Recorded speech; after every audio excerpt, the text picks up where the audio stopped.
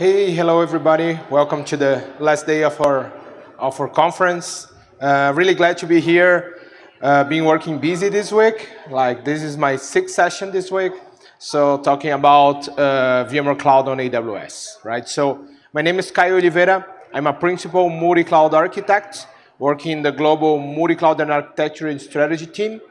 But before, my previous role was actually a VMware Cloud on AWS for the Latin region, right? So talking about today, what is VMware Cloud on AWS, right? So this is a jointly engineered solution between VMware and AWS, right? Where we deploy our current stack, also our SDDC, our VCF, on top of the AWS infrastructure, right? So the same components that you're used to have in your data center, vSphere, vSAN, NSX, and vCenter, are now hosted on top of bare metal AWS hosts. The benefits of that is you can migrate to have different use cases that I will cover in a few slides, but all those workloads that will be hosted there will now have the ability to leverage AWS native services as well, right? So you will be able to connect your current data center or migrate, whatever you want to do, and have also the capabilities of native AWS. This service is available in the majority, like I would say like more than 90% of AWS regions. So this was the first VMware Cloud offering, right? So the SDDC on top of our hyperscalers, right? So back like 2019, if I'm not wrong. So all regions here, so we have a upcoming region in Cape Town, and we have a planet to the Bahrain region, right? So how is that for you, right? What will be your responsibility as customers and partners leverage using the solution, and what will be VMware and AWS responsibilities? Everything related to hardware, the physical infrastructure, how the connections are tied, everything will be by VMware and AWS. So you don't need to take care of that, right? On top of that, we have our SDDC stack, right? So our software-defined data center composing by vSphere, vSAN, and NSX, and a few other components that you could also have some add-ons. All the lifecycle management of those services will be by VMware, so you don't need to think about that. The only thing that will be your responsibility will be what you do best. Your applications, installing the operation system, thinking about the firewall rules, what are the VPNs, the connectivity between this environment and your data center. If you're going to leverage like a direct connectivity, we have the integration with AWS Direct Connect, or if you want to leverage a VPN over the internet, right? And of course, all your data will be your responsibility as well. So very straightforward solution. At the moment, we have 3 different host types available. So we have i3, i3n, and i4i. Pretty much those will differ based on the amount of RAM that you need, and also some of the CPUs. So some have more logical cores than the others, as well the storage. I think the storage piece is the one that differs the most. So depending on how much data you're gonna need, how much storage you're gonna need, will differ from one another. What is good is that we have a sizing tool that's available, it's open for you.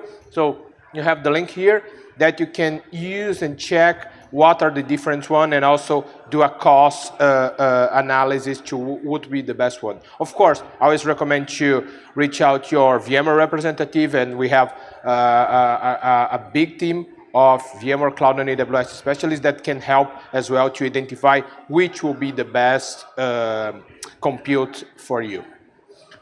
Regarding the configuration maximums, right, you can have more than one SDDC, right? We have a soft limit per organization, that's 2, but this can be increased, right? And also inside those SDDCs, you have a soft limit of 10 clusters per SDDC, right? So this is really interesting. Depending on the if you wanna segregate your environment, you can create different SDDCs. You can have one big SDDC, and you have also a way to connect those SDDCs together, right? The minimum for a production environment to get a full SLA is 2 hosts, but we also have one host option. That's more for testing purpose, no SLAs, so be aware of that. And inside this, you have the management cluster that will have vCenter, NSX Manager, all the edges and all the add-on components as well. As I mentioned, you don't have to think about anything related to the physical infrastructure. So if you have a problem, for example, we identify a problem in a specific hardware, we're gonna add a new host to the cluster, we're gonna evacuate, so we're gonna resync all the data for that new host, and we're gonna remove the host that have a problem. The only thing that you're gonna receive is an email saying that we identified this host, we are adding a new host, and now it's remediated, right? So everything related, as I mentioned, to the lifecycle management of the host will be done by VMware and AWS. You also have the possibility, when you have in your organization, to have a cluster or a stretched cluster, right? When you create one cluster, you are tied to a specific availability zone, right? So you're gonna have 99.9 availability guaranteed, but if that entire AZ have a problem, for example, you might lose your environment. So for really high critical applications, we definitely recommend for you to have a stretched cluster. So all the data will be synced between 2 different AZs, and you have also one AZ that we're gonna host like a different from those 2 availability zone 1 and 2. A third one we're gonna host the vSAN witness node for in case of any problem with one of the regions, right? So here also a great solution that we developed since the beginning. So for you to get started, there's really easy. There's a lot of onboarding on the platform. Really easy for you to create the SDDC. You have only to fill a few information, connect to your AWS account, and pretty much you can create your SDDC. It takes about 1.5 hours, 2 hours for you to have a fully deployed SDDC ready to go.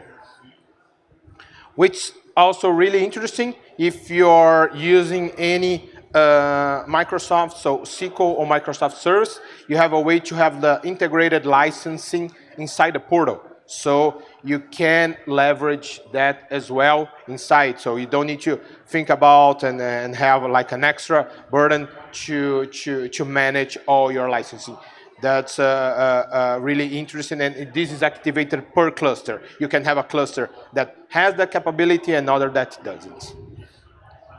Moving forward regarding the connectivity piece, so the networking piece, everything is powered by NSX. So all the capabilities, everything that we have with NSX is provided here, right? So there's multiple interconnectivity options. You can, as I mentioned, leverage internet. You can create a VPN to your on-premise environment. You can leverage AWS Direct Connect is a way for you to have a direct connectivity, right? And also you can leverage HCX to migrate the workloads, right? And HCX can run on top of the internet or on top of the direct connect. Recently, not so recently, I think there's about like 2 years ago, we introduced also the VMware Transit Connect, where you have a lot of other benefits. You can connect this SDDC, this environment, with any of your VPCs. VPCs, for people that don't know, is the network construct inside AWS. So if you have native services running in different VPCs, there's a way for you to connect those to the SDDC. As well, we leverage the VTC if you want to have connectivity between 2 different SDDCs in the same region. We have as an add-on as well the NSX Advanced Firewall, right? When you're gonna have as layer 7 distributed firewall, identity firewall, as well distributed IDS and EPS, right? So if you want to leverage that, that's paid as an add-on, is not included in the basic SDDC. On the other hand, HCX is included with the SDDC, right? So I would say like 60 to 70% of the primary use case we see with VMware Cloud and AWS is migration.